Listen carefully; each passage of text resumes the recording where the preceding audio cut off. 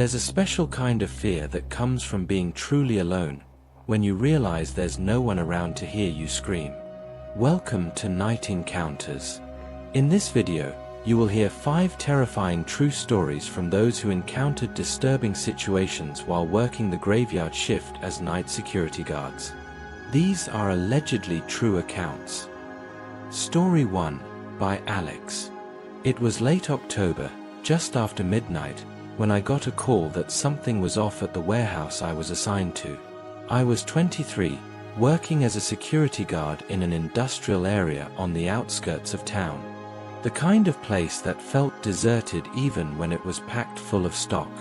I used to joke about how creepy it was, but that night, the jokes felt a lot less funny. I did my usual rounds, checking locked doors, making sure the cameras were running, and patrolling the perimeter of the yard. Nothing out of the ordinary. Just the usual hum of the fluorescent lights overhead and the sound of my boots echoing off the empty concrete floors. I remember feeling a little off when I walked by the south gate. The night was quiet, too quiet. Normally, you could hear the distant hum of traffic or the occasional dog barking. But not tonight. It was dead silent. Then, I heard it, a faint scratching noise, like something dragging across metal. My heart dropped. I figured it was just some stray animal, maybe a raccoon getting into something, but as I turned the corner near the storage units, the sound stopped abruptly. I glanced around, the hairs on my neck standing up. I told myself I was overthinking things, that I just needed to get back to my post. As I continued my rounds, the unsettling feeling didn't go away. The silence seemed to follow me, like a shadow I couldn't shake off. I reached the control room and checked the security monitors. Everything was fine. The cameras were all working, but one of them on the south side was showing static, just a flicker of black and white noise. I adjusted the dial, thinking it was a malfunction, but then, I saw it. A figure. Just standing there, barely visible in the dim light, behind the large storage containers. My breath caught in my throat, but when I blinked, the figure was gone. I told myself I was tired, that my mind was playing tricks on me, but I couldn't shake the feeling that someone was watching me. I radioed my supervisor, but got no response. I decided to investigate. My steps felt heavy, my body tense, every little creak and groan of the building echoing in my ears. As I rounded the corner by the storage containers, I froze. There, standing just a few feet away, was a man. Dirty, ragged clothes, his face obscured by a hood. He didn't say a word. He just stared at me. I immediately backed away, my heart pounding. "Who are you?" I demanded. He didn't respond. Instead, he took a slow step toward me, then another. I turned and bolted, racing back toward the control room. My breath was ragged, my mind racing with panic. When I got back inside, I locked the door behind me. I called the police, but by the time they arrived, there was no sign of the man. They searched the entire property, but found nothing. I couldn't sleep for the rest of the shift. My mind raced with thoughts of what had happened. Who was that man? And why was he there? The police never found any evidence of a break-in, and nothing was stolen. But something was wrong. The whole experience felt off, like there was something I wasn't seeing. I never went back to that warehouse after that night. Maybe I'll never know what was really going on, and that's the scariest part of all. Story 2, by Jesse. This happened a few years ago when I was working as a night security guard at an old, run-down apartment complex. It was the kind of place where the lights flickered constantly, and the elevator always seemed to be stuck on one floor. I'd been working the graveyard shift for months, and though it was lonely, I'd gotten used to the quiet. The building was eerily quiet at night, just the occasional sound of pipes creaking or distant doors closing. I spent most of my time in the small security office, watching the monitors, sipping coffee, and trying to keep my mind occupied. Around 2 a.m., I heard a strange noise in the hallways. At first, it sounded like the shuffle of feet. I assumed it was just one of the tenants who forgot their keys and was pacing back and forth. But then I heard it again, a soft thud, followed by the unmistakable sound of something being dragged. I checked the monitor, but the hallway cameras showed nothing. I felt that familiar unease creeping into my chest. I grabbed my flashlight and decided to investigate. I walked down the hallway toward the noise.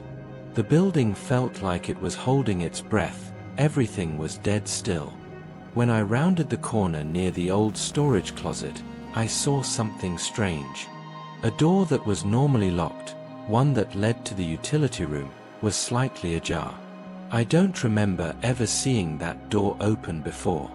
My stomach twisted. I approached cautiously, my steps quiet. The noise stopped, but something felt wrong. My skin prickled, and I couldn't shake the feeling that someone, or something, was watching me. I pushed the door open, and that's when I saw it. A man, hunched over in the dim light, dragging a large garbage bag across the floor. The bag was heavy, too heavy, and it gave off a horrible smell. I couldn't see his face, but I could tell he was up to no good. He froze when he heard the door open. His head turned toward me slowly, his eyes wide with panic. For a split second, I saw the terror in his eyes, like he knew I wasn't supposed to be there. Without thinking, I bolted, sprinting back toward the security office, my heart racing in my chest. I locked the door behind me, my hands shaking as I dialed 911. The operator told me to stay put until help arrived. When the police got there, the man was gone. They found the bag, but it was empty. No one could figure out who he was, or why he was in the building. I stayed at the apartment complex for a few more nights, but I couldn't shake the feeling that someone, or something, was still lurking in the shadows. Story 3, by Maya. I'd been working as a night security guard for a luxury apartment complex for about a year when this happened. It was a pretty cushy job, easy enough, with a decent paycheck. The building was quiet, and for the most part, I didn't have to deal with much more than checking locks and monitoring the security cameras. It was a rainy night in early spring, and the sound of the rain tapping against the windows made everything feel more isolated than usual. I'd just finished my rounds and was sitting at the front desk, watching the clock tick slowly towards the end of my shift. The whole building seemed asleep, and I was starting to nod off when something caught my attention on the security monitor. I saw a figure, standing motionless in the hallway near the back stairwell. I double-checked the time, 3 a.m. There shouldn't have been anyone around at this hour, and no one had signed in as a guest. I zoomed in on the screen, but the person was far enough down the hallway that I couldn't make out any details. I grabbed the radio and called the building supervisor, but there was no response. I tried again. Nothing. My stomach tightened. I told myself it was probably just a late-night resident coming back from somewhere, but the stillness in the hall felt wrong. No one was moving. The figure wasn't moving. I debated whether to go check the hallway, but before I could make a decision, the figure disappeared. I looked at the monitor again. The spot where I had seen them standing was empty, but the hair on my neck stood up, and I felt a sense of unease creep through me. Just when I thought maybe I was just seeing things, the figure reappeared in the same spot. This time, they were much closer. I could make out a vague silhouette, a tall, thin figure, but still no details. I grabbed the flashlight and headed toward the stairwell, trying to keep my breathing steady. The hallway felt colder than it should have been, and my footsteps seemed too loud in the silence. When I reached the stairwell, I froze. The figure was standing at the top of the stairs, facing me. I could see more clearly now, a man, wearing dark clothes, his face obscured by a hood. He was holding something in his hands, but I couldn't tell what. I felt a wave of dread wash over me. My gut told me something was horribly wrong, but I was frozen, unable to move or speak. Then, the man stepped forward, his footsteps echoing loudly in the narrow stairwell. The flashlight shook in my hands as I backed up, my mind racing. "Who are you?" I managed to stammer, but he didn't respond. He just kept coming, slowly, deliberately. I turned and ran, my heart pounding in my chest as I made it back to the front desk.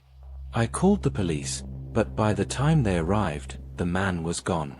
They searched the building, but found nothing, no trace of him, no sign of forced entry, and no evidence that anyone had been there.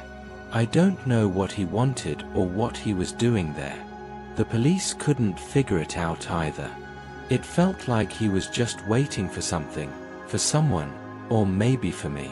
After that night, I never went back to that apartment complex. I didn't feel safe, and I didn't want to know what he had been up to. Whatever it was, I wasn't sticking around to find out. Story 4, by Jordan. It was just another night at the factory where I worked security. It was a pretty standard gig, quiet nights, long hours.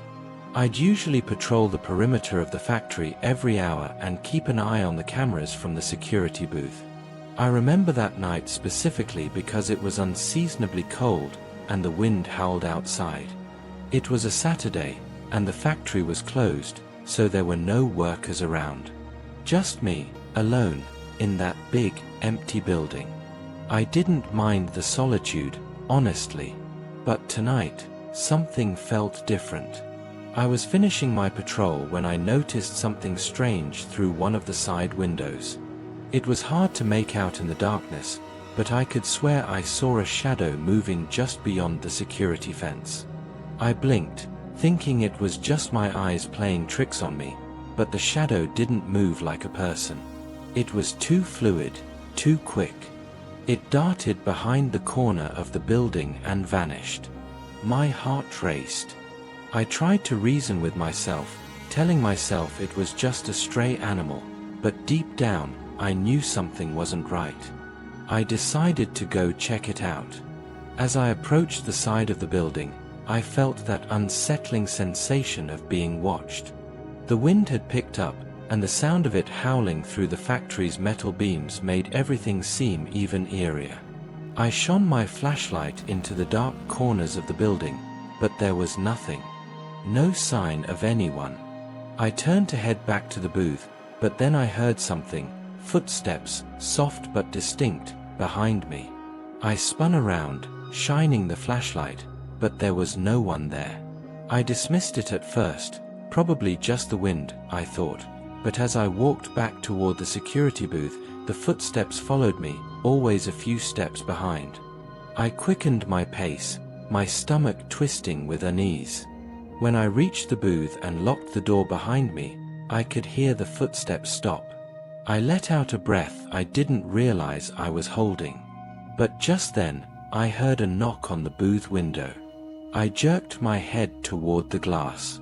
A man, his face hidden in shadow, was standing outside, looking right at me. I froze. How had he gotten so close without me hearing him? He didn't speak, didn't move. He just stood there, staring at me. My pulse hammered in my ears. My mind raced for any explanation, but there was none. I grabbed the radio and tried to contact the main office, but there was no signal. I felt trapped. I didn't know how long I sat there, unable to look away from the figure outside. Then, without warning, he turned and walked away, disappearing into the night. The next day, I reviewed the security footage. There was nothing, no sign of anyone near the building at all. The cameras showed a perfectly empty night. I couldn't explain it. To this day, I still don't know if what I saw was real. But I'm not willing to stick around to find out.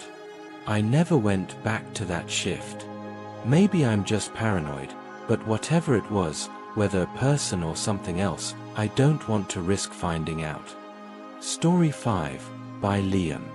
It was just another night shift at the parking garage. I worked as a night security guard at a multi-level parking structure downtown. The garage was open 24/7, but most of the time, it was quiet. The majority of the cars belonged to office workers, and they all parked in the daytime. My job was to make sure the lot stayed secure and free of any vandalism, theft, or troublemakers. That particular night was bitterly cold, and the wind outside made the structure creak in ways I wasn't used to. My shift was almost over, and all I had to do was make my rounds, check the gate, and lock up. There wasn't a soul in sight, just me and the empty vehicles. As I was making my way through the lower level, I noticed something odd, a single car parked in the far corner of the lot. It was out of place. No one should have been parked there. The garage had been empty for hours. I walked over to get a closer look. The car was a nondescript sedan, nothing special, but the engine was still running. I glanced through the window and saw no one inside. My stomach twisted. I knocked on the window a few times, but there was no response. At first, I thought it was just someone who had forgotten to turn off their car before leaving, but when I looked around and saw no one near the building, a chill ran down my spine. Something about it felt wrong. I reached for the door handle, but then the engine suddenly cut off. I jumped back, my heart racing. The car was now eerily silent. I looked around the lot again, but still no one. The car sat there in the dark, unmoving, like it was waiting for something or someone. I checked the security cameras, but the screen was static. Every time I adjusted it, the same frozen image flickered back at me. My skin crawled as I tried to shake off the creeping fear gnawing at my insides. I debated whether to call it in, but just as I picked up the phone, I heard the sound of footsteps behind me. I spun around, but no one was there. That's when I saw him. A man was standing near the entrance, just outside the garage. He was watching me. I couldn't see his face, but I could feel his gaze burning into me. He didn't move, didn't speak, just stood there in the shadows, perfectly still. I froze. My blood ran cold. Something in me told me I needed to get out of there, fast. I hurried to the door, but just as I reached for the handle, I heard a car door slam behind me. I turned and saw the same car, now with its lights on, pulling out of the spot where it had been parked. The man was nowhere to be seen, but I couldn't shake the feeling that he was still watching me. I bolted for the exit, my heart pounding in my chest, my breath shallow. When I reached the street, I dared to glance back. The car had disappeared, and the garage was silent again. The next day, I reviewed the security footage. There was no sign of anyone entering the garage that night. The cameras had only shown a car pulling in, and then nothing. No man. No car door slamming. It was as if the entire event had never happened. I didn't return to that garage after that shift. I'm still not sure if I was imagining things or if something, or someone, was truly out there, lurking in the shadows. But whatever it was, I'm not going back to find out. The night can hide many secrets, some of them far more sinister than we can understand. Sometimes, the most terrifying things are the ones we can't explain. If you have a true, original story you'd like to share and be featured in a future video, please email us at nightencounterstories@gmail.com. Your voice could be the next to send chills down someone's spine. Changes or further refinements, feel free to let me know.